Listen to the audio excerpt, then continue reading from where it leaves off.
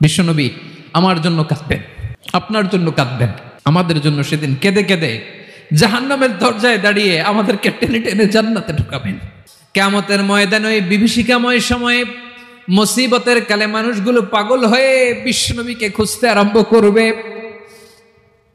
সবাই মিলে বিশ্বনবীর কাছে যে বলবে, ইয়া রাহমাতাল লিল আলামিন, ইয়া খাতামান নবীন, রাহমাতাল লিল আলামিন। দেখেন আমাদের কি অবস্থা, কি কঠিন বিপদে আমরা আছি, দাঁড়াতে পারি না, সূর্যের আলোতে ঘেমে হয়রান। আজকে কেউ সুপারিশ করতে পারবে না। সব নবীরা অপারগতা স্বীকার করেছে, তারা বলেছে আপনি ছাড়া কেউ নাকি আল্লাহর সামনে দাঁড়াতে পারবেন না, আপনি একটু সুপারিশ করেন। বিশ্বনবী বলবেন, আসো আসো, আজকের দিনে আমি ছাড়া আল্লাহর সামনে কেউ দাঁড়াতে পারবে না।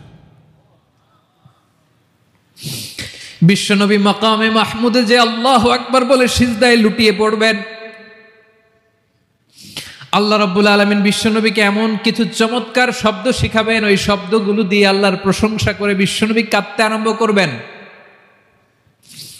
বিশ্বনবী এমন ভাবে অজর দ্বারায় সিজদায় লুটিয়ে পড়ে কাঁদবেন, রব্বুল আলামিনের রহমতের দরিয়ায় জোশ লেগে যাবে। রব্বুল আলামিন এই দৃশ্য দেখে সহ্য করতে পারবেন না। রব্বুল আলামিন বলবেন, ইয়া মুহাম্মদ ইরফা রাসাক, ও নবী আপনি মাথা তোলেন, মাথা তোলেন, আপনার কান্না আমি সহ্য করতে পারি না। নবী আপনি মাথা তোলেন, সাল তুতা, আজকে আপনি যা চাবেন তাই দেব। নবী আপনি সিজদা থেকে মাথা তুলেন, সাল তুতা, যা চাবেন তাই দেব। ওয়াশফা তুশাফা, যার জন্য সুপারিশ করবেন তার সুপারিশ কবুল করে নেব। বিশ্বনবী এবার মাথা তুলবেন। যে বিভীষিকাময় সময়ে প্রত্যেক নবী বলেছেন আমি পারবো না, প্রত্যেক নবী বলেছেন নফসি নফসি, আমার কি হবে আমি জানি না, আল্লাহ আমারে বাঁচাও। প্রতিটি নবী বলবেন নফসি নফসি, আল্লাহ তুমি আমারে বাঁচাও, আমারে বাঁচাও। বিশ্বনবী মাথা তুলবেন, তুলে বলবেন রব্বি হাবলি উম্মতি, আল্লাহ তুমি আমার গুনাহগার উম্মতকে বাঁচাও। এই দুনিয়ার বুকে রব্বুল আলামিন সব নবীকে একটা করে দাওয়া মুস্তাজাবা দিয়েছেন, মানে যে দোয়া করলে কবুল হয়ে যায় সাথে সাথেই।